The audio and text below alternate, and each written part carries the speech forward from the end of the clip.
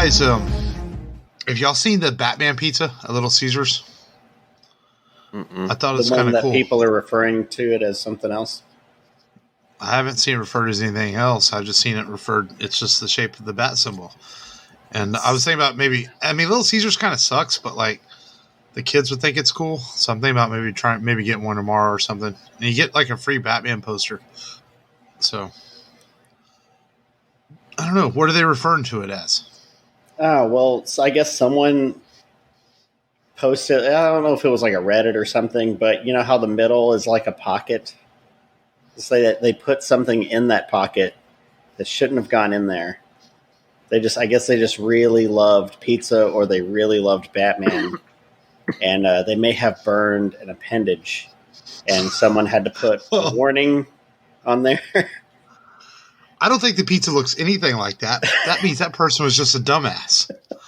But well, we do have those here. You know, it's funny because marketing for films have been going on for, since the 70s now with Star Wars and things. And, you used to get like, free action figures on cereal boxes and things like that. And I was thinking about that working in the grocery business. You go down the cereal aisle, you don't really see that much anymore. Like, promotions. Now they'll put out a cereal with the movie's name on it. Like they had the Ghostbusters cereal last summer, but it's just like a generic cereal with the movie on it. Kind of sucks, Yeah. So I guess by baking a Batman pizza, it's a different type of promotion to get people into the pizza stores, and just kind of wish it could have been a better pizza company than Little Caesars. But Little Caesars is service. I mean, I think Little Caesars is like the worst. I think they're actually pretty good. Yeah, underrated. They taste better than Pizza Hut. Honestly. Well, yeah, I think Little Caesars, if you hit them at the right time and it's made by the right person, it can be good. Then sometimes you'll pick up the hot and readies and it's kind of not so good, But I think that can be said for any pizza place. Sometimes you can get Domino's and it's not great, and other times it's great. I think that's just the world of pickup pizza. Sometimes it's good, sometimes it's not. But I don't know. I kind of want to try a Batman pizza just because it's in the shape of Batman. It's a calzone pizza. A calzone. But I thought that was kind of cool when I saw that. I was like, since we're about a month away from the film, and I didn't realize it comes out the weekend of my 6-year-old's birthday, but he wants to go see it for his birthday, so I guess I'm raising him right. There we go. So it's like this, Batman. Yeah, for sure, man. But this is the Rebel Radio podcast. This is Mark. This is Matt. This is Long, the comrade captain. The comrade captain. Yes. How are you guys doing today, man? It is fucking cold outside. Like my house, because you guys know my house is like literally a log cabin, and I have the heater on like at 72, but it's just so cold. It's still kind of cold in the house, and then I got to run the heater higher and blast out my heater and make my gas bill go up to $200. But I mean, it's warm enough to sleep, but it's still kind of cold too. And I'm just like, this is our 5 days of winter we get in Texas every year. Well, yeah, where we are in Texas. Up north, North Texas, they get a little bit more winter, but here we get maybe 5-6 days. But basically, it's better. At least it's not last year where we had the freeze and the ice and the water pipes busting and no electricity, and at least it's not that. Yeah, so I can handle 29, 30 degrees. So, and it's good cozy weather. I came home and made chicken and rice soup from scratch, and it was very yummy. Nice. Good cold weather food. Yeah, good hearty soup for cold weather. Yeah, that's right. So, and you can cook. No, I'm joking.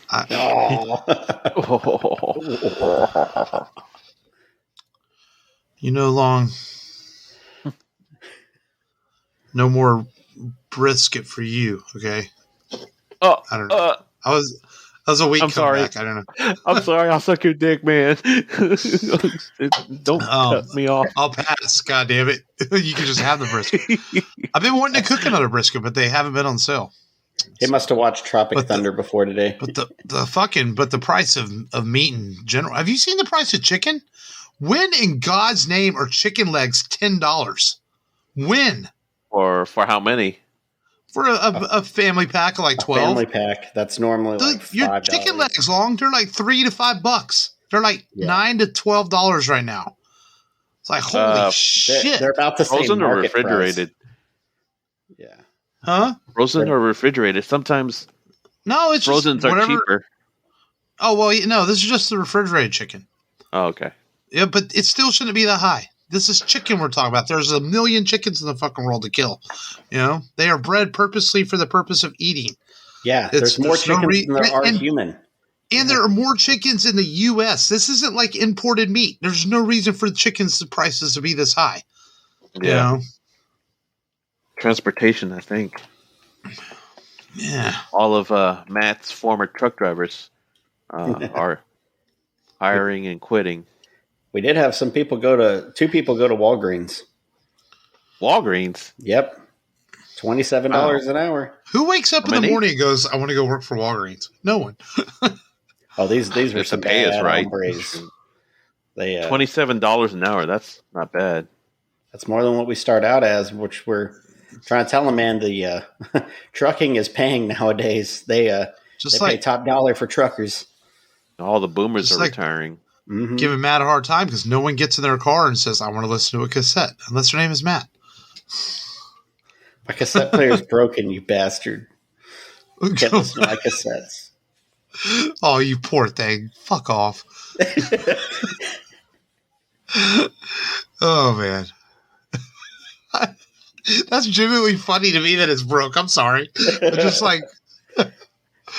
man. What's funny is I'm forced to buy a radio now because I was using that auxiliary cassette to stream from my phone. So now I have to invest in a new radio. Not a bad problem. It's going to look cool. I suppose. Yeah. On those, but is it those like older cars, like the one I just bought and like the one you have? Can you actually get like radios installed with the Bluetooth and all that? But it's probably pretty expensive, huh? Well, if you Best Buy always has like a free installation model, and it's it may not be touchscreen, but it looks nice. Get a double DIN. That's one thing. You got a SUV, you got a truck. Get a double DIN receiver. But they would take out the whole plate, and they would all your AC and everything would be attached to it, huh? No. It's they just take out the top part. But it looks good. There's a mounting kit that makes it all flush and makes it all fit together, makes it look like stock. They can do that. But like mine, I have steering controls, so they charge like it's almost rack and pinion, baby. Rack and pinion. Which is I really like old school technology. Rack and pinion. I didn't know they could do that with the older cars. Mm-hmm. So how does your Suburban handle? Just tell everybody what I bought long. Jeez. Call it the bourbon. All right? The bourbon, baby. It handles fine. I'm so sorry. It rides good. It's got some nooks and crannies, like I said. Everyone's so dramatic. Jesus. How you liking the car? At least I can get in right off my head like I just shared $1 million account or something. At least I can get in it and feel like I'll get somewhere safely, unlike that Cadillac I was driving. There you go. I felt like I was going to break down any moment in that thing. Good Lord. I never liked that fucking car. I was thinking, man, I've been driving. I didn't start really driving until I was about 17 because I had a summer birthday. So I turned 15 and I didn't really take driver's ed till the next summer before I turned 16. And then my parents made me ride with a permit for about a year. So since I was 17, this is the 12th car I've had. Wow. That seems like a lot. That does seem like a lot. In 30 years of driving. Almost 30 years. But, yeah, because it's almost a car every 2.5 years. But to be fair, some of that was like when I got out of high school, I had a Chevette. And then my dad gave me their Aerostar van. And to be fair, the Aerostar van I literally drove for like 6 months, but it still counts. Then my dad gave me his Corolla. And then when my dad passed, I had his Lumina. And then I traded in the Lumina and bought my truck. Now, my truck had a long time. I had that for almost 8 years. Then after the truck, I had to get something. And then I bought that Focus. And then, I had the Focus for like 10 years. But then the last 2 or 3 years here, I've gone through 2 or 3 different cars, but I didn't plan on a drunk driver hitting me either a couple of years ago. So, Yeah. So it's just the way things worked out. But I was thinking about that. I'm like, 12 does seem like a lot of cars over 27 years of driving. So, oh well. It is what it is. But you've had a lot of cars, Matt, since I've known you. You've had at least 5 or 6 cars in the 10, 12 years I've known you. I want to say 6. Cars he destroyed. Yeah. Now you've had quite a few too. So you're kind of you're getting on that 12 pace, man, at the rate you're going. So I had bad driving record. I didn't have a bad driving record. Dude. I've only gotten 1 ticket ever in my 15 years of driving. Then you have an accident a couple years ago. And then how did you lose your Mustang? Okay, so a wood chipper fell off the back of a trailer and almost decapitated me on the feeder. I guess that was my fault. I should have helped them secure it when they were stealing it. Well, you should be tailgating. We could be talking to a headless man right now, okay? Shouldn't have been tailgating. The wood chipper is just flying down the feeder because it fell off a ball and chain. I'm tailgating it. I'm like, my wife's over there. She thinks I have blood coming from my ears. My husband's going to be a vegetable. Long's like, well, shouldn't have been tailgating. and then you shouldn't be driving drunk. And then there's the dude that pulled out in front of me, and I had right of way. He's like, well, why? Sure fault you hit me. Don't you have full coverage so I can milk it?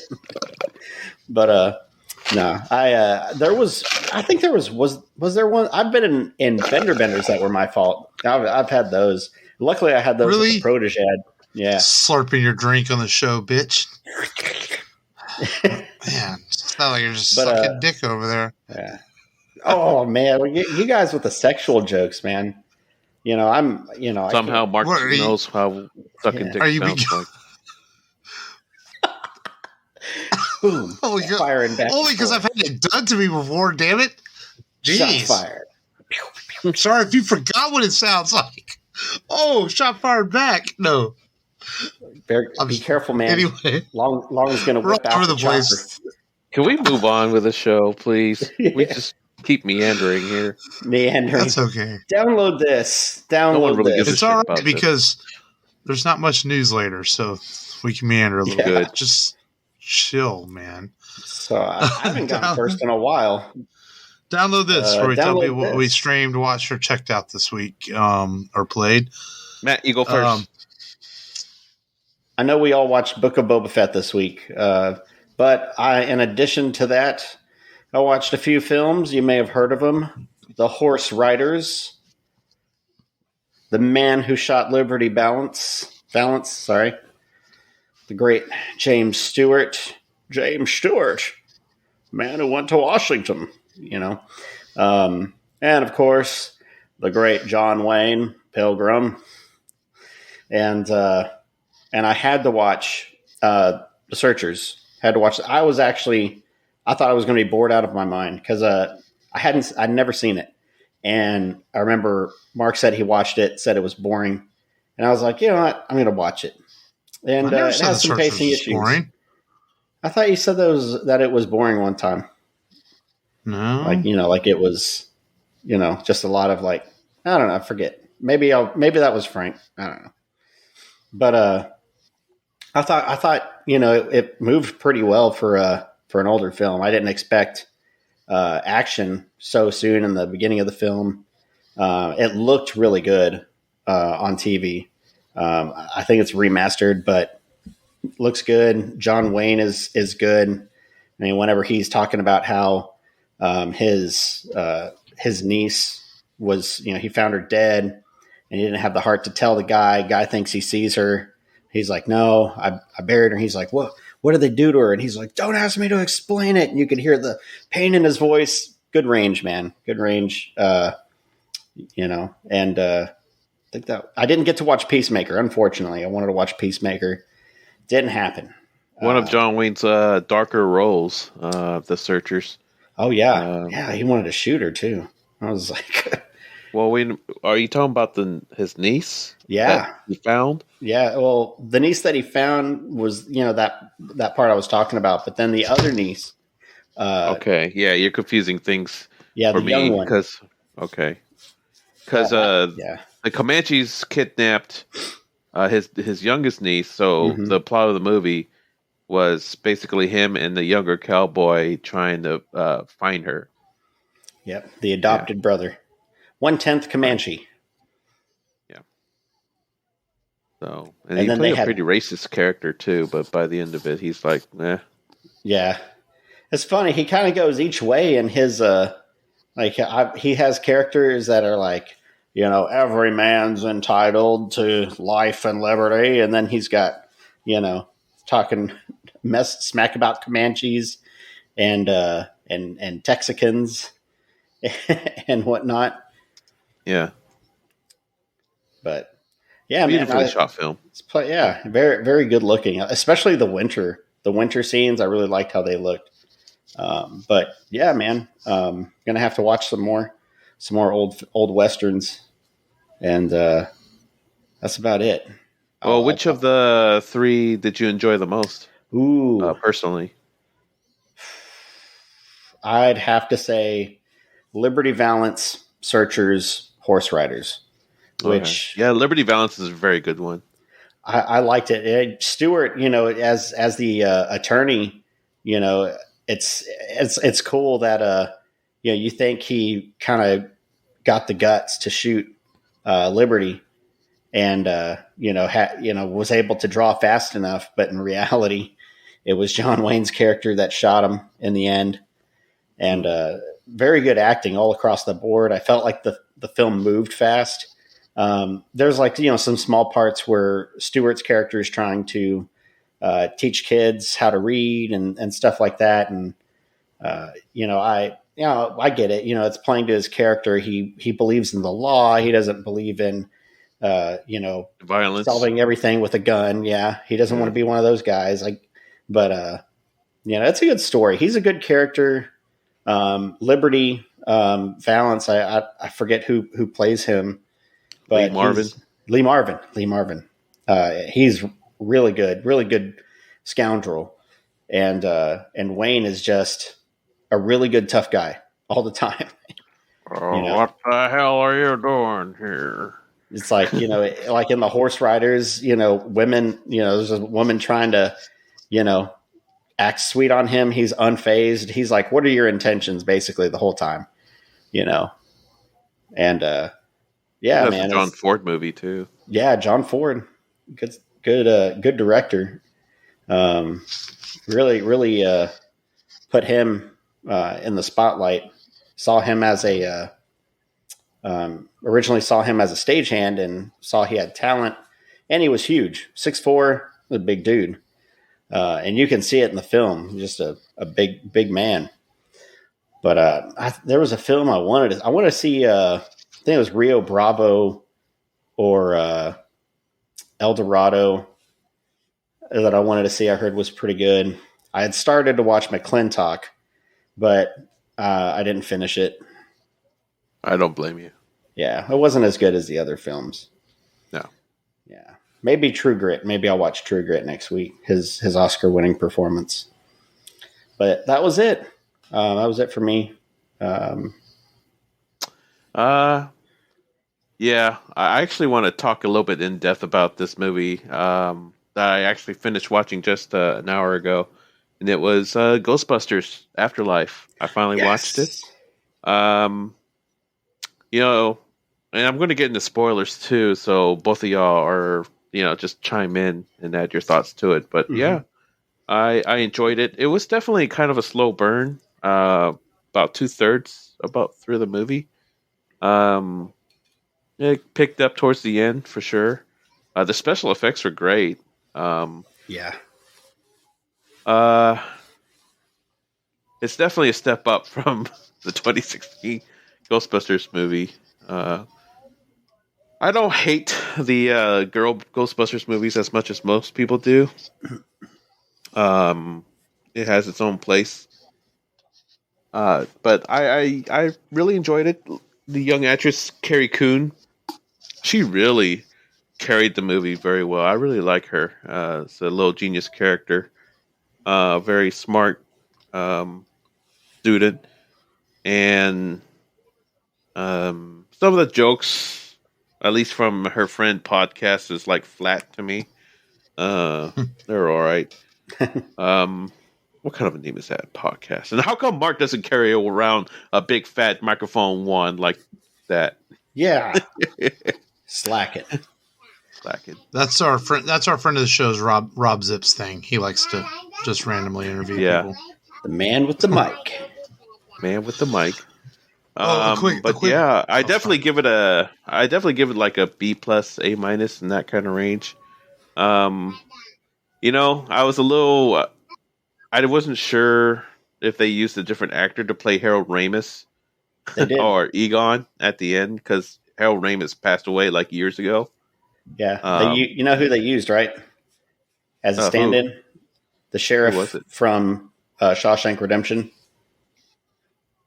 Sheriff from Shawshank Redemption. He was also the guy with the raven from Ace Ventura 2. Let me see. The guy that he does the eye thing in front of. Are you sure? For some reason, his name's not ringing a bell, but. And the police sergeant. Are you talking about Clancy Brown? Maybe. No. Clancy's not. Clancy's not the sheriff in Shawshank. I just know this because I was watching part of Shawshank the other day because I'm thinking it's going to show up on our list this year. It's such a great fucking movie.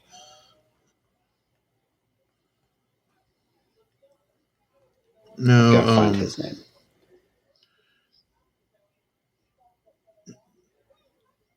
It's Bob Gunton. The warden. Now, you said the sheriff. That's what I was saying when you said sheriff. I was thinking the warden. Yeah. Yeah, warden. Sorry.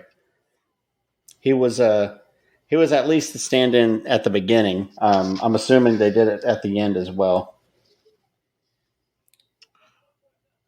Well, I know they used some stock footage too, and they used film footage they had of Harold Ramis, and they used some of that too, and they almost like a deep fake type CGI cut where they put his facial images on top of the stand-in actor, and that's why it looks so good. Did a really good job. Yeah, it's pretty realistic. Yeah, it was a very nice tribute to Harold too. I think they did a good job with it. It felt very fitting. Yeah. The family approved. Jason Reitman didn't do any of it without full family approval. Jason said he would have changed the script and completely redid it if the family did not approve of it, but they were happy with the way it turned out. So yeah, J.K. Simmons, his cameo is as Evo Shandor. Yes, and that's and that guy looks Olivia familiar. Wilde, and that's Olivia Wilde as Gozer. Yeah, Olivia Wilde physically portrays Gozer. Shrora Adashalu provides the voice, and Emma Portner plays the CGI spirit form. Yeah, yeah. We actually rewatched it with the kids the other day. I think it's a fun movie. I really enjoy it. I can forgive the jokes from podcasts because ultimately it's a family film designed for children to watch too. So I can forgive some of the flat jokes. They're made for the kids. Yeah. And but I liked it. I think it's a good carry on of the legacy of the Ghostbusters. And it's funny because it makes me appreciate part 2 a little bit more. Just I think in the way that it how great one movie, the original, created these characters and made you enjoy them. And then 2 came out and it wasn't as well received, but then we get this Afterlife movie and we get to look back at the original Ghostbusters some. So I think it gives me appreciation for 2 to enjoy the Ghostbusters that we do have, even though we never got more sequels, because it feels like it's a franchise that could have been so much bigger than just a couple of films and a cartoon, Yeah. So I think that's what I mean by that. Because I was never the biggest fan of Ghostbusters. I saw it. I appreciate it. We did it on the podcast. It was cool, but I've come to kind of like it a little bit more in the last couple of years. I guess with my 6-year-old really enjoying it and this new film, I've come to enjoy Ghostbusters more than I did in the past. Oh, it's your general callousness towards comedies in general. No. But see, I don't really view Ghostbusters as a comedy, though. I view it more of as a science fiction film, but it's got comedic elements. You know. Yeah. So. It has some spookiness. This movie definitely had that right amount of spookiness to it, just like the first one. The first two did. Some minor jump scares here and there, and I think I like the family focused Ghostbusters film for sure. It kind of sucked how the original Ghostbusters ended up, and they all became estranged, and at least Winston was the most successful out of all of them. Yeah. So, yeah, that's a bit awkward. I think. Yeah, I could see. What do you mean? Some people I like Winston having the most successful. Venkman and Dana Barrett seemed happy together. Yeah, which is nice. Venkman ended up being a professor, so that's not bad. And Ray was still, at least he got his rent paid by Winston doing this occult store. Yeah. Mm-hmm. So yeah. I enjoyed the movie. I bought it straight up as soon as it was released on digital film. So I'm a big Ghostbusters fan too. But yeah, I definitely give it an A minus B plus for pacing. Really, that's what kind of held it back a little. But other than that, I liked it. And then, what about you, Mark? I didn't watch much this week. I finished since I waited. I now have to wait for season 4 of Yellowstone to hit Peacock so I can watch the rest of it. I started watching the spinoff 1883, and it's really good too. It's got the great Sam Elliott in it, which is I always like him on screen. He just fits that Western role so well, because this takes place in 1883, and it's like how this family got all their land. And I've only watched the first 2 episodes, but it's really good so far. It's Tim McGraw is in it. Tim McGraw, for being a country superstar, is actually a pretty good actor too. He does really well in the show. So I like it so far. And then I started rewatching Friday Night Lights, the TV series, just because I don't know. I just felt like it's one of the top 5 shows I've ever watched of all time. It's just such a well done television show. A lot of it was filmed about 5 minutes from where my sister lives too, which is kind of cool, And a lot of it was filmed at Pflugerville High School near Austin. So that's kind of neat. And but that's really about all I've really watched. Just some 1883 and Friday Night Lights and the Book of Boba Fett, which I think we need to get into. This is we will get to the feature film here today. Trust me, people. But man, there's a lot to talk about with this Boba Fett episode. First and foremost, God dang it, man! I said this on Facebook, but Dave Filoni and Jon Favreau just continue to do things like this that remind me why I fucking love Star Wars so much. Just episodes like this.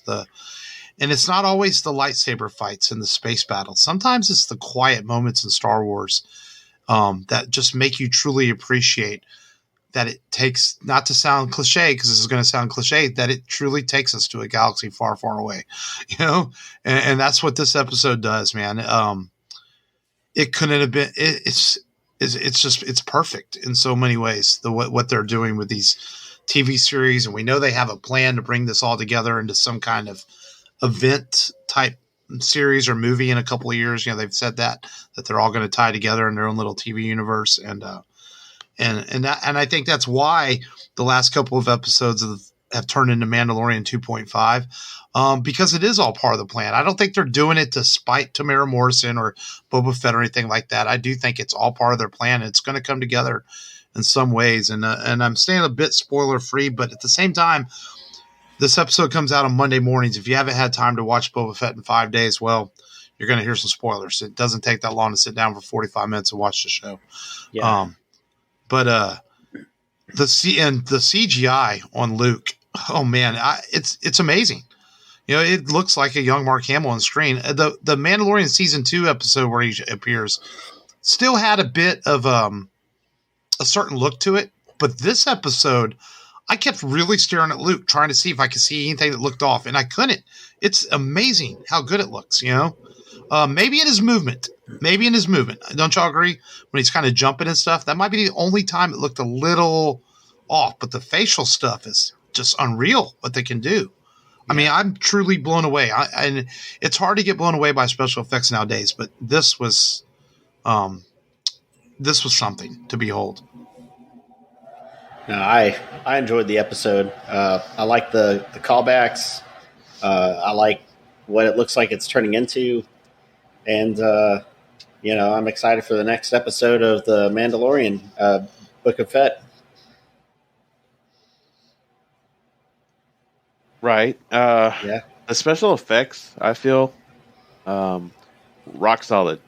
But did y'all feel that Mark Hamill's, at least his voice acting, sounded monotone to y'all? A little bit, but I think what I think he's trying to do is he's trying to make himself sound younger. Yeah, and I read an article. I think he just hasn't perfected it yet. I think. No. There's a reason for it. It's a technical reason. He recorded his voice like normal, but they fed his recordings through a thing called respeech. Oh yeah. Yeah, an algorithm-based, AI-based voice modulator to make him sound young, and so that's why he sounded monotones, because the way that program made his acting sound more like talking instead of acting. So I'm like, oh, okay. He sounded kind of like his Return of the Jedi stuff when he's like, "I beg you, dear Jabba." Yeah, I mean, the dude's a professional voice actor. He's a professional voice actor. He knows how to channel it. It's just, I guess they want to make his voice sound less gravelly or something. And maybe so. Yeah. Mm-hmm. I've seen some complaints about it. Like, not complaints, but someone's like, "Why does he sound so monotone?" Yeah. The dude's freaking the Joker. So that doesn't bother me too much. Yeah. Mm. And episode I thought it was ruined. No, I'm joking. I thought it was cool that Ahsoka is there on this planet with him, where he's building this Jedi Academy, or getting ready to start the Jedi Academy, and I thought it was cool that they could just casually make you aware that Ahsoka and Luke have met at some point. Like, they're already well aware of each other in this, and I thought that was kind of cool. And Rosario Dawson continues to knock it out of the park as Ahsoka. I mean, if talk about perfect casting, from taking an animated character to bringing her to life in live action, and Rosario couldn't do a better job if she tried. It's just amazing work that she's doing on it. And I thought that was neat. Of course, we get to see Grogu again and what the little guy's been up to. And he's learning the ways of the Force. And he's some really genuinely funny moments where he tries to eat the frog. And Luke is like, no, Grogu. And I thought that was hilarious. Because I think it's important to Star Wars to not always be so serious like the sequels sometimes tended to be. You got to still have some humor in Star Wars, because it's what makes it fun. Yeah. And Favreau and Filoni get that. And so that was a really cute scene. And a big moment at the end of the episode where the Mando, he comes to visit, Grogu, and give him the gift that was made by the armor. But Ahsoka tells him, hey, it can mess with his mind and his training if he sees you, and it breaks the heart of the Mando, but he understands why he has to leave, and he leaves behind. And Luke presents the gift to Grogu, but also presents Yoda's lightsaber to Grogu. And we're left at the end of the episode where Grogu is told he has to decide to be a Jedi and stay there and form the Academy, or to go back with the Mando. And we're not going to find out till Mando season 3. They're not going to tell us next week. I mean, that's something I think they're going to make us wait. What do you guys think he'd choose? Just real quick off the top of your head. I liked it. It definitely didn't feel like a Book of Boba Fett episode, for sure. Well, I didn't hear the question. I thought you said, did we enjoy it? No, I said, what do you think Grogu's going to do? What Grogu's going to do? I don't know, whatever. It's tough, but I think... That's not an answer long, whatever. I think he picks the chainmail. He picks the Mando's gift. I do too. I think it's going to throw everyone for a loop, and because if he goes with Luke, then you create a series of story problems. I think because unless they're testing the waters for some sort of CGI Luke Jedi Academy series, that's possible. But I think the more likely is he goes back with the Mandalorian. Yeah, because it helps you continue the Mando season 3 by doing that. Plus, it would clash with Last Jedi and Rise of Skywalker if he stayed. Yeah. So I think that's a possibility. Yeah. But I say Mando fights Luke though. Just got this feeling Mando's going to fight Luke. Why would he fight Luke though? He won't give him his baby back. Maybe Luke doesn't want Grogu to go. Maybe he feels like he's got this heightened sense of self-importance. I don't see any reason why those would fight, though. I mean, Luke's going to let Grogu make the decision. I think you're reaching there, Matt. Reaching. And, of course, the episode ends with Mando ends up going to Tatooine because Boba asks him for help as they prepare for war against the Syndicate, but not before a little ending there where the sheriff of Mos Pelgo, I can't think of his name, Timothy Oliphant's character, is the Mando approaches him, asks him to help, and he somewhat agrees that to help. He doesn't give him a direct yes answer, but it seems like he's going to help Mando and Boba Fett. And but as Mando leaves, and a mysterious stranger appears from the desert, and this moment was cool too, man. We finally got a live-action Cad Bane, very popular bounty hunter from the Clone Wars series and Star Wars Rebels, and they brought him to life with mocap and CGI work, and the original voice actor from the show, and he basically issues a warning to Pelgo to not interfere in the Syndicate, and he shoots the sheriff, and they leave it open to whether he's still alive or not, and I thought that was pretty cool to see Cad Bane on screen. Yeah, he shoots the sheriff and the deputy. Right? Right. Not like Eric Clapton. He shot the sheriff, but he didn't shoot the deputy. No Eric Clapton. Oh, comments on the show. Have you know Eric Clapton? Eric You've seen what's who Layla and all those. Eric Clapton's. Have you seen what's happened to him in the last year and a half? Oh, no. Is he that British guitarist who stole black music to benefit his own? In the last year and a half, he has done nothing but talk. He has talked bad about Black Lives Matters and really become a racist old asshole where people are not showing up to his shows. People aren't buying records, tickets. Yeah, I know we've already given him enough time on this show. He has turned into an old piece of shit. Every time if I hear a song on the radio, if you pay attention, 107.5 hardly plays much of his music anymore because of it. People are starting to step away from Eric Clapton because he's become this old racist piece of shit. Yep. So you didn't know that, Matt? I can tell you didn't know. So no Eric Clapton references on this show, man. Well, Matt's too busy listening to good music than listening to Eric Clapton talk. Like Def Leppard. But again, to conclude, so we can get into today's featured film is, but the Mandalorian out of the Book of Boba Fett is just it's just good stuff, man, and I hope Favreau and Dave Filoni keep doing this for a long time, and Filoni directed this episode, and it's a great one. I really like the Book of Boba Fett so far. I know people have been a little hard on it, and now they're making memes and making fun of Boba Fett not being in it, but I'm just sitting back and enjoying the ride, man, and what Filoni and Favreau are doing, and just go from there. I don't even care what the name of the show is or where's Boba Fett in every episode. I'm just enjoying the ride that it is, because I've said this before on the show. 7-8 years ago, we thought Star Wars was done. It was no more. And then Disney bought them, and now we're getting more and more, and it's great. Keep giving it to me. I'll suck it in like I'm sucking down water. Give it to me and suck it in. Got it. Yeah, that moment where Ahsoka finally acknowledges Luke, or that they spoke. That was the moment that I really, really wanted to happen, and it happened. Yeah. And yeah, I'm just glad that and in a way, it kind of further legitimizes the Clone Wars continuity more. Because there are some folks who are like, if it's not live action, it's not canon type of thing. I don't care if it's in books, I don't care if it's in the radio show, I don't care if it's in the cartoon, but if it didn't happen live action, it doesn't. Well, yeah, there's already a report that there's a comic that's in the new Marvel canon, it's supposed to be canon, where Vader,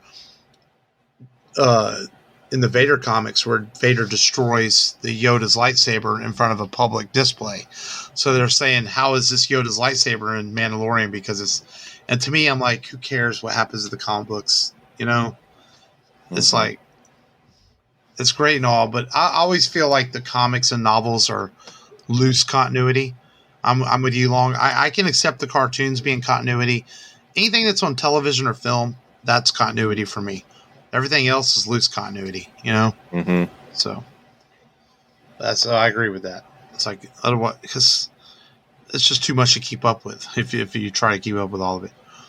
But yeah, let's get into today's feature film, man. A good movie from 1992, I believe it was. And I didn't realize that this was one of Alec Baldwin's first really big roles. And the funny thing is that the film, they really wanted Harrison Ford in this movie, but he was a little expensive at the time, so they moved on. And it's funny that Harrison would come back around to play Jack Ryan in the next film. They just didn't get him for this film. They got Alec Baldwin.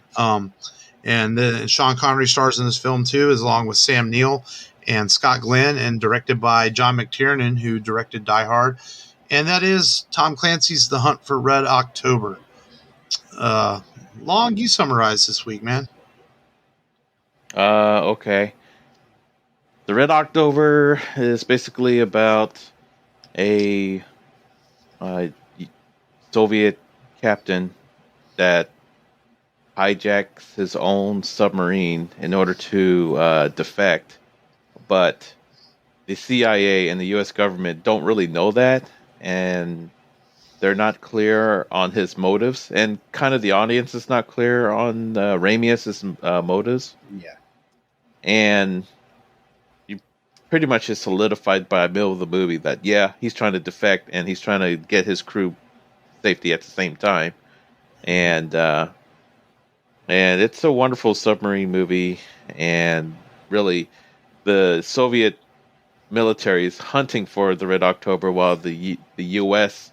Navy is also hunting for the Red October, because they don't know if he's a rogue captain or not to go over and start World War III potentially. And in the middle of it all, you have Alec Baldwin playing detective, as being a CIA spy and analyst, trying to convince his superiors that no, he's trying to defect. And it's a pretty cool cat and mouse elements in it too, because the submarine, the Red October, is fitted with, at first, a silent water propulsion drive. Yep. And it's armed with nuclear missiles, and it's the largest submarine in the Soviet Navy as well. And it's stealth, right? On top of that, like stealth. That's what I was talking about. Yeah, reflectors, water propulsion. Oh, the water propulsion. Electric magnetal drive, they call it, and it's actually a real technology. Well, it is now. World. It wasn't at the time of the movie. No, but it was theorized. Right. Yeah, it was theorized by Tom Clancy, and yeah, there are some demonstrations of it on YouTube as well. But anyhow. The U.S. Navy's able to trick the Soviet Navy into thinking that they destroyed the submarine. Yep. And the crew is convinced that the captain went down with his ship. Yeah, but he's fighting back. Yeah.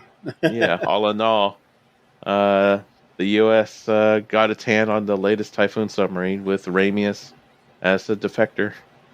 Oh, but yeah, that's the gist of the movie. It's a tense movie, man. Great soundtrack. The second hour, especially. Yeah. Yeah, even more so then. Yeah, it had been some years since I had seen this, and I liked the movie. I did forget that the first hour is a little bit slow, but once it you realize, like Long said, once he's definitely defecting, and they're trying to figure out how to pull this all off. That last hour is some fantastic filmmaking, really good intensity, some pretty darn good CGI work for 1990 and special effects work. Done on the submarines. It's funny because they didn't have a super high budget for this film, so they had one submarine they could use for filming, and then they had the sets they built. They changed the sets up by coloring, and lighting. So if Ramius and his crew were on set filming the Russian side, it's all red and things. And when Scott Glenn and the U.S. were filming on the same set, they would change the colors of the lights and around the set and the angles to make it look different, even though it was the same set, because they had to save money. And just such a well acted film too, from Sean Connery to Sam Neill, who's really good in this movie, and Sam Neill's his captain, and he's the only other guy who knows what they're doing. The crew doesn't really know they're defecting, but he trusts his captain to tell him he knows what, because obviously he couldn't pull this off without some help.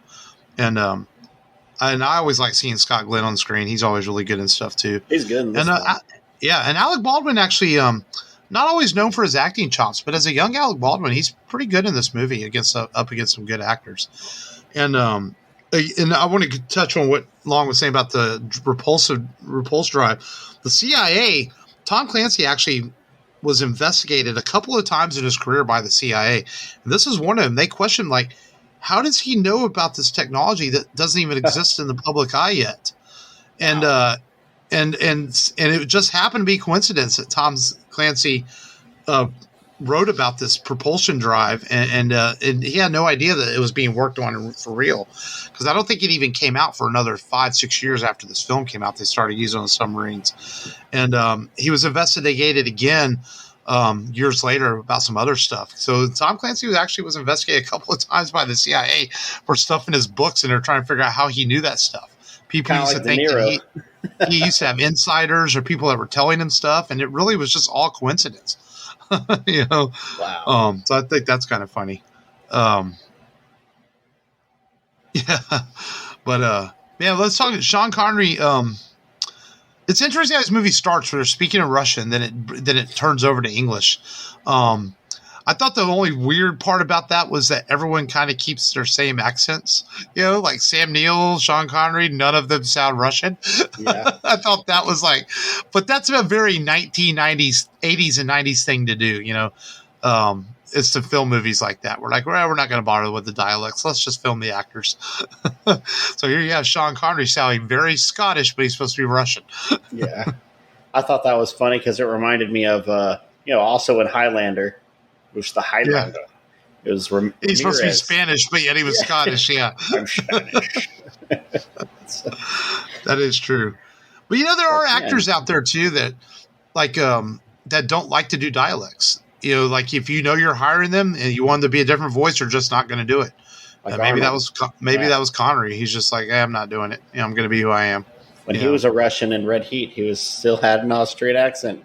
Yeah, they just can't shake it. I guess some people can't shake their accents, but it's all good, Not everybody can be Hugh Jackman or Leonardo DiCaprio, who are both excellent with their different accents and the things they do in films. That's okay. But I want to talk about the last hour of this movie is rewatching it this week. I forgot just how intense that is. It's a really great submarine battle on screen.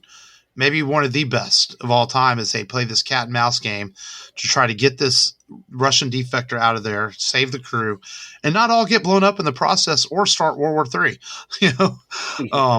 And it's really well thought. It's really well put together, script wise, direction wise, by John McTiernan, and it all comes around to a intense conclusion of a film. Yeah, I mean, just the shooting on the ship. They're like, is he gonna, explode something? And then the dude's got the defector has the wires at the end, and Baldwin. I don't think he's a reporter, right? He's a reporter and the CIA analyst. He mostly CIA writes books analyst. and does analysts. Yeah. Yeah. And he's a pencil pusher. He's no field agent, and he's got to make the shot at the end. And I felt like that was a good part of the story, the way that went, and the way he knew he had this little connection with Sean Connery's character, where he knew exactly what he meant by how he was doing his maneuvers underwater and everything, and because he had met him before. And just the cat added to the cat and mouse element. Bald. I had to look twice because I was like, is that Alec or one of his brothers? Because so young, I couldn't tell. But I knew it wasn't the brother from Firefly. It wasn't him. But doesn't he have another one? There's one of them's not related to them. It's just Baldwin. They just have the same last name, if I remember right. Okay. Yeah. This is the movie that got me into Navy history. I became a Navy history buff. And I after watching this movie, I became really obsessed with submarines back when I was in middle school. And I thought it was such a fascinating thing to learn about. One of my favorite scenes is actually kind of a weird scene to still think about, but to enjoy it. But it's the scene when they were trying to navigate underwater in the underwater canyon. I mean, yeah, just using sonar and navigation and stopwatches. How to get crafty? Yeah. This film made good money. For a budget of $30 million, it came back with $200 million worldwide. Very successful film. Well, yeah, the sequel was greenlit within weeks to start developing the script for Patriot Games, and then the reason Alec Baldwin didn't come back is because he kind of got a big head because of this movie. He thought, oh, it was successful. Well, I want more money, and they were like, well, we can get Harrison Ford this time for that kind of money, and that's what they did. Yeah. So Alec Baldwin basically cost himself the role by asking for too much money because they were going to have him back, but they were like, nope, we'll go get a bigger name if you want that kind of money, and that's what they did. And of course, he was really good as the first Jack Ryan. Honestly, I thought he did a pretty good job. Yeah, no, I agree. I think he did a good job. I think if I had a favorite Jack Ryan, it's probably Krasinski in the new series. He's just really good in it. And the Krasinski's version is a little closer to Tom Clancy's version. In the movies, they tended to, from what I understand, I've never read the books but Jack Ryan was trained in the military, but they always downplayed him to be kind of like just an analyst, kind of dumb, right? Where Krasinski's version, he knows how to kick some ass too, along with being an analyst. Mm-hmm. And so it's a little closer to the version that Clancy wrote. Because even in Patriot, I thought Harrison Ford did a good balance. Yeah, of that. He did. But Harrison, but even him at the beginning, they kind of played him, not so tough, and he got tougher as things went. But I do like, I do like the two films he did too. It's kind of crazy to think there's been 5 different actors that played Jack Ryan already. Ben Affleck was one of them. That's actually not a bad movie, Sum of All Fears. That was a pretty good film. And then the Shadow Recruit movie was okay with Chris Pine. It wasn't terrible. I mean, none of them have been bad movies. They've all been pretty good. And now the series that's on Amazon Prime is I only watched the first season, but I know I like it, though. It's good. Eventually I'll get around to watching season 2 and 3, and I think it's coming back for a 4th season. So, and of course, some of All Fears kind of got made because they went a different direction because of 9/11. Honestly, they could not. The film that would have taken place after Clear and Present Danger would have had the White House getting completely blown up and everyone dying and Jack Ryan becoming president. But 9/11 made that movie not able to be filmed because you just couldn't have the White House blown up after the events of 9/11. So that's why Harrison Ford moved on from the role, and they did the prequel with Ben Affleck in the role as an early younger Jack Ryan. So then we got another prequel with a younger Jack Ryan and Chris Pine. So it's kind of weird the direction the series went after that. And now we have basically another prequel with the Jack Ryan series, which tells the early days of Jack Ryan. So, the series kind of went backwards, but it's the way it turned out.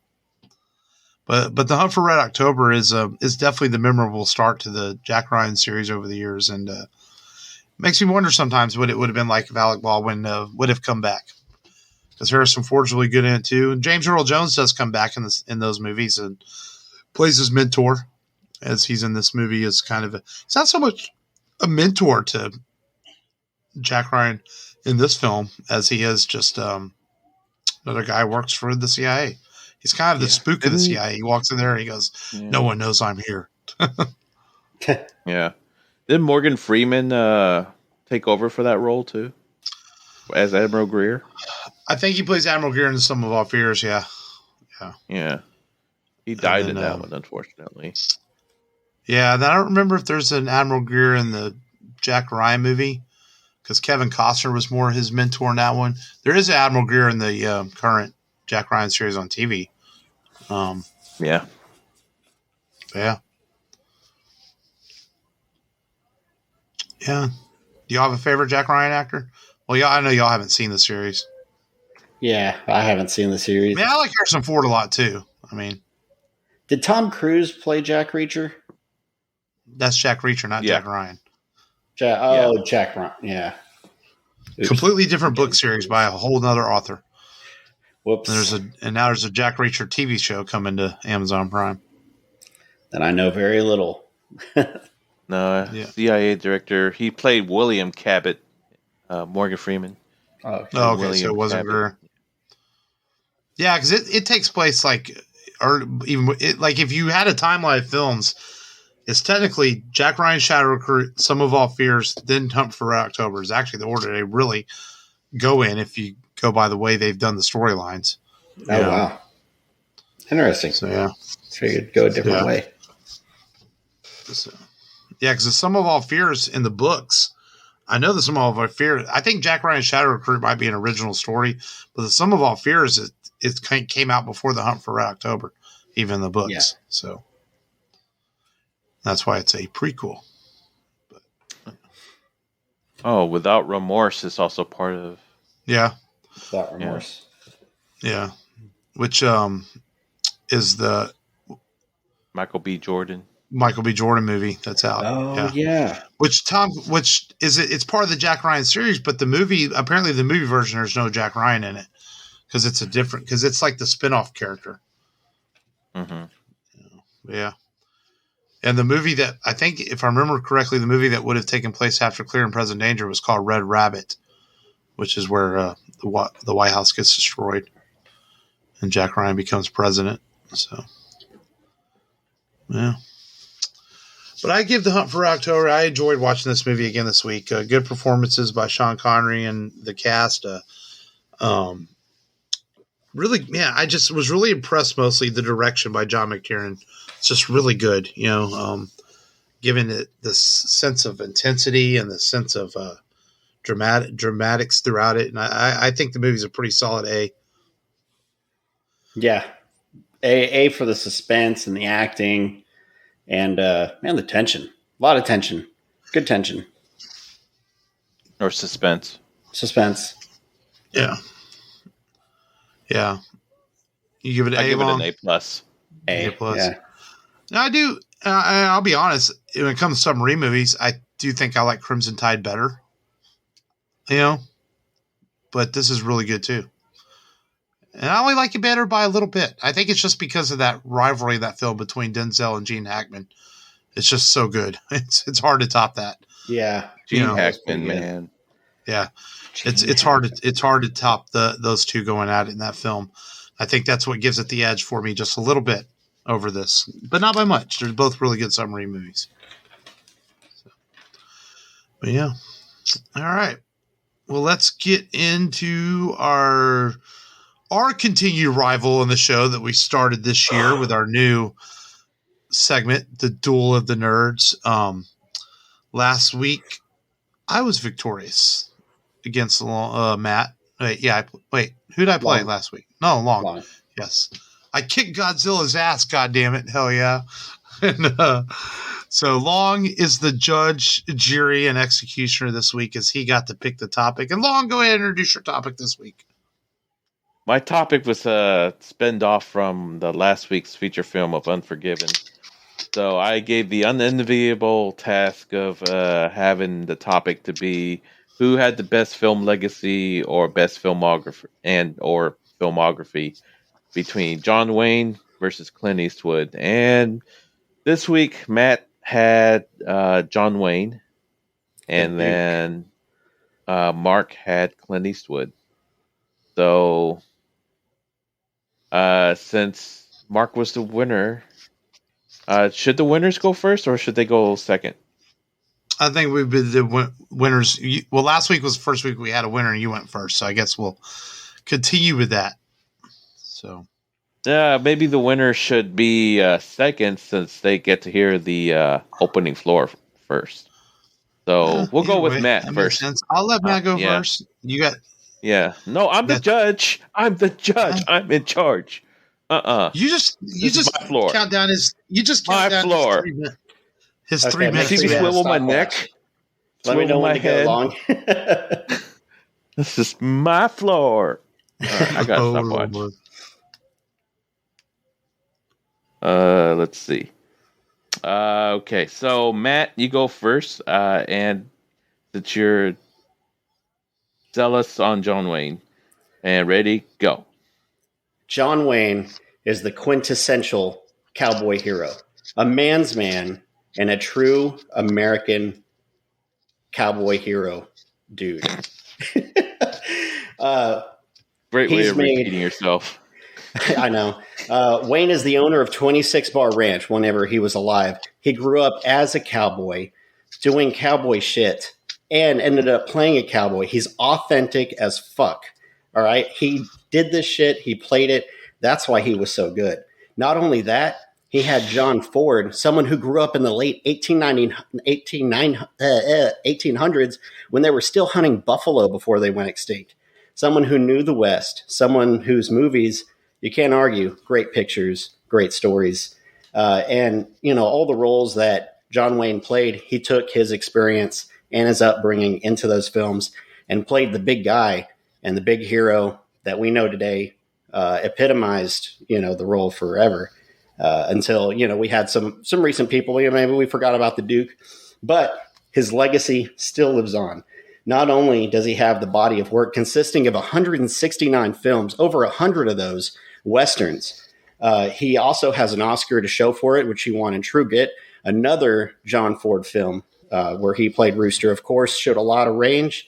He wasn't just stoic and squinted a lot and said, you know what, I'm going to drink this whiskey and I'm going to shoot everyone in this room.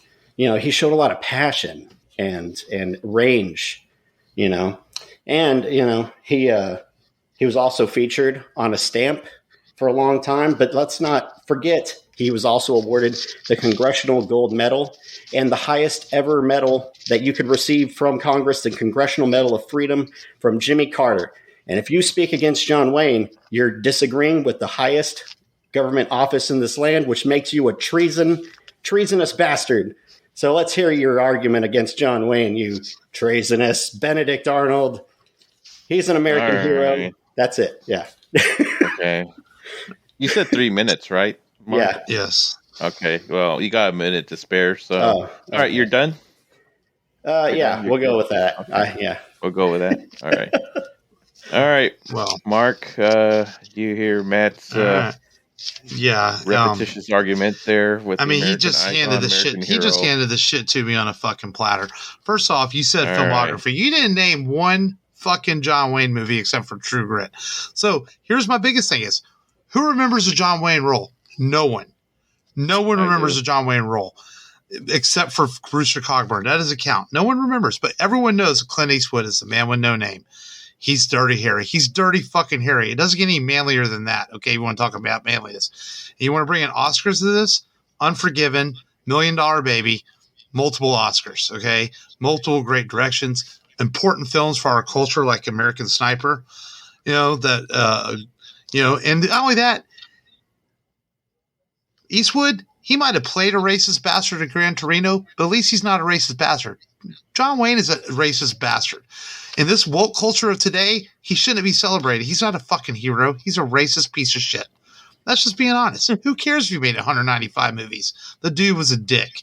He was not nice to people on the sets. He was known to be a big prima donna. So fuck that guy, okay? Where Clint Eastwood is America also. He's been there. He's 90-something years old. He's made great films. He's nice to people, okay? He's been known to go into restaurants and pay for people's meals and do things like that. So, you know what? We want to talk character here. Let's bring in character.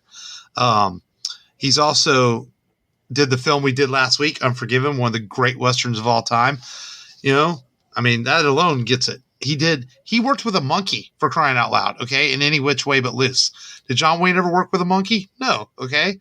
So that wins. And then Pale Rider, another great Western. He worked with the great Sergio Leone in multiple films and made some of the greatest Westerns of our time. Who did John Wayne work with besides Glenn Ford, okay?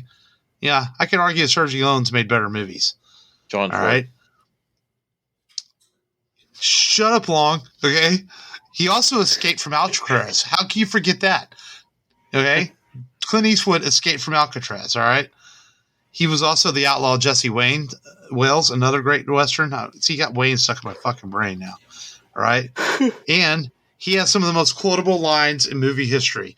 You feel lucky, punk? Well, do you? I mean, who remembers a line from a John Wayne movie? No one. No one remembers a line from a John Wayne movie, but everyone remembers a Dirty Harry line. And you know this is true in your heart. You know it. You can feel the loss coming, Matt. You can feel the sting. Okay? Because nothing beats Clint Eastwood. I'm done. I've said enough. Okay. Racist bastard, and Clint Eastwood is Dirty fucking Harry. Let me know when I can start, Long. All right. The rebuttal's 1 minute or 2 minutes? 1 minute. 1 minute. All right. Rebuttal time, Matt. Salvage this. When you're the biggest shit in the game, you don't have to be nice, Long. Clint Eastwood had to be nice because you know what? Big Jake, the Duke, he smoked big, fat cigars. Your hero, Clint Eastwood, he had to cut him in 3 pieces so he can stand the tobacco. What kind of cowboy does that? 2, he's allergic to fucking horsehair. What kind of cowboy hero is allergic to horsehair? No wonder he was squinting all the time, Mark. The horse's ass hair got in his face, and he's all squinting because he's filling up full of swelling, and he's having a reaction and stuff. Cowboys don't do that, man. They're big. They flaunt their shit. They slang their freaking 6-shooter out there. They don't have to skimp on their tobacco and say, oh, the horse, he's causing me to cough and sneeze. You have a handkerchief? They don't do that, Mark.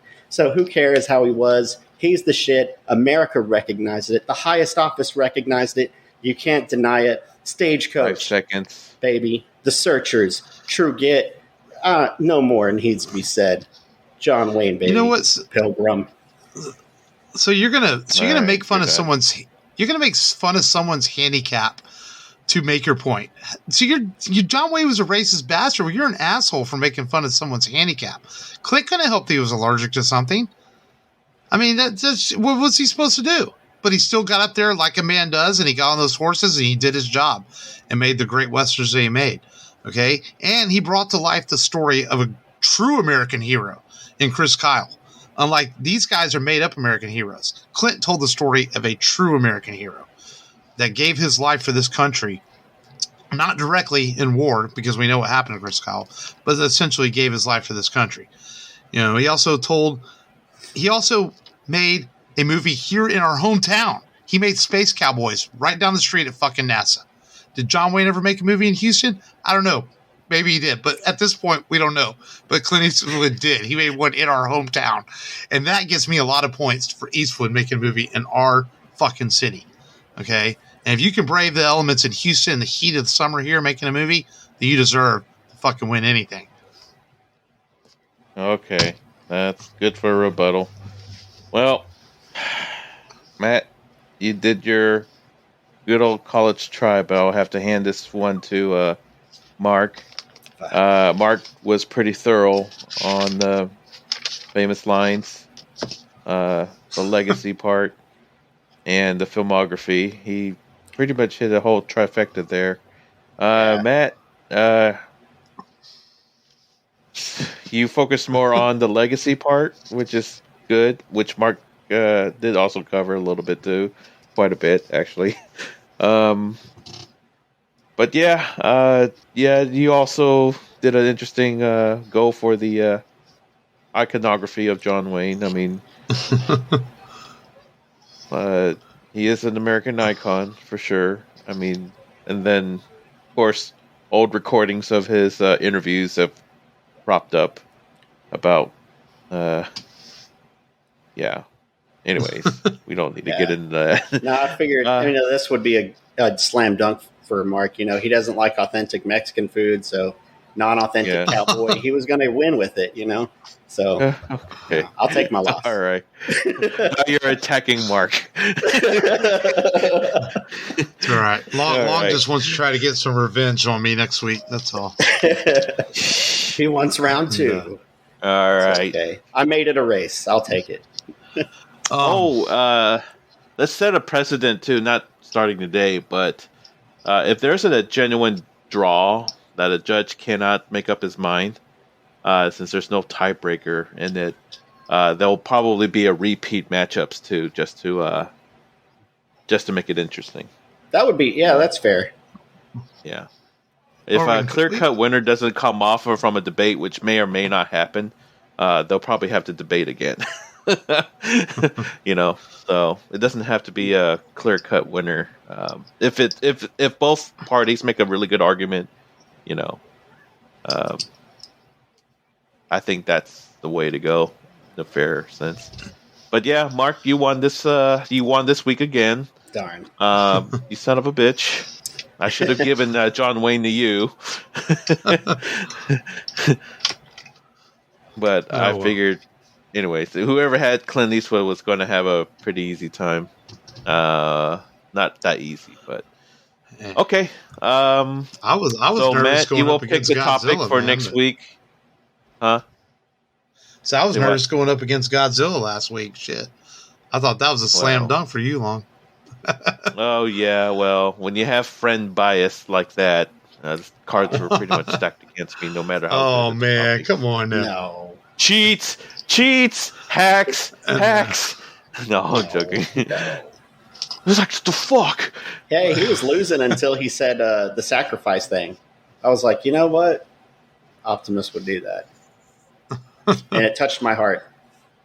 That sacrifice for Cybertron. And the touch. Pulled like somewhere here. There was almost no news this week. That. There was almost no news this week, really, but I do want to talk about. Did you guys see the trailer for Paramount Plus's Halo series? No. I've heard mixed reactions to it. Yeah, that's kind of how I felt. See it. Like, it felt kind of like, I don't know, man. It just felt like any other video game thing. It just felt kind of cheesy, CGI, and we'll see. I don't know. I know this is highly anticipated. People have been waiting for an adaptation of Halo from, Peter Jackson was going to do a movie at one point, or at least produce it. I think his studio is still a producer, even on the TV show, because they had the rights to it. It's been in development for many years now, and it's finally a few weeks away. It's like March 24th or something. It comes out on Paramount Plus, and so I don't know. I mean, it looks good, I guess, as far as the way it looks. But every line that's dropped into the trailer and every character just seemed kind of like, just had that fake acting look to it. Does that make sense? So we'll see. But hey, that dropped get your damn hands off her. That dropped this week. That's about it. Yeah, I was looking. I was like, man, really not a lot happened this week. But that's okay. So we'll come back next week. Maybe some news will happen. I heard something about a Madame Web movie, maybe. Oh, it's been a rumor that Sony, it's been another Sony Spider-Man verse movie rumor. And I guess the CW is going to do a Gotham Knights TV series. And then I know the CW did order a 6-episode script of Robert Rodriguez as Zorro. That doesn't mean it'll go series, but they did at least order 6 scripts to be written to see if they decide to pick it up. So with his female Zorro, so we'll see. Too bad Zeta Jones is crazy, you know. Just bring her back and have her be Zorro. She's crazy? No? I thought she was crazy.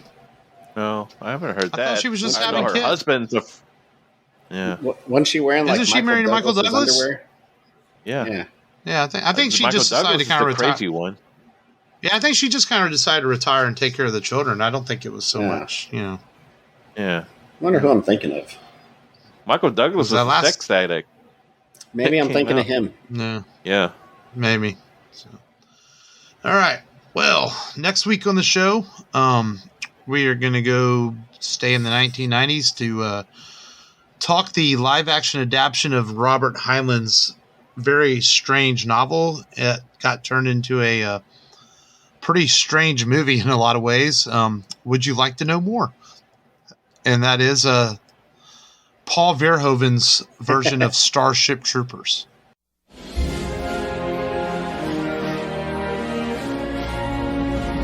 In every age, there is a cause worth fighting for. But in the future, the greatest threat to our survival will not be man at all.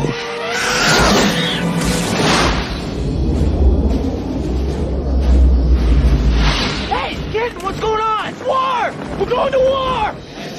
Now, the youth of tomorrow must travel across the stars to defend our world. We are a generation commanded by fate to defend humankind. Everyone fights, no one quits. We are going in with first wave. You smash the entire area. You kill anything that has more than 2 legs. You get me? We get you, sir! But they will face an enemy more devastating than any ever imagined. Here they come! Run! Incoming!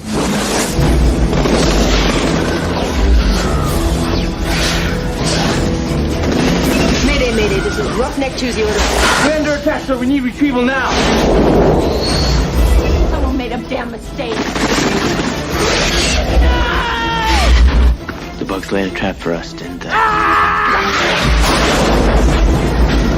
Prepare for battle and journey to the front lines of the next frontier. Kill them all! Starship Troopers. You know, this movie is it's not bad, but it's not great.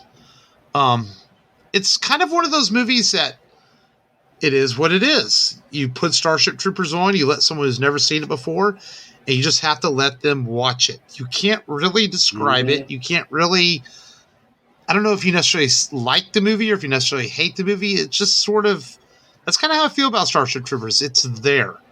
Sometimes I like it, and sometimes I watch it, and yes, it's entertaining, and sometimes you can walk away from it and think, that's a pretty cool movie.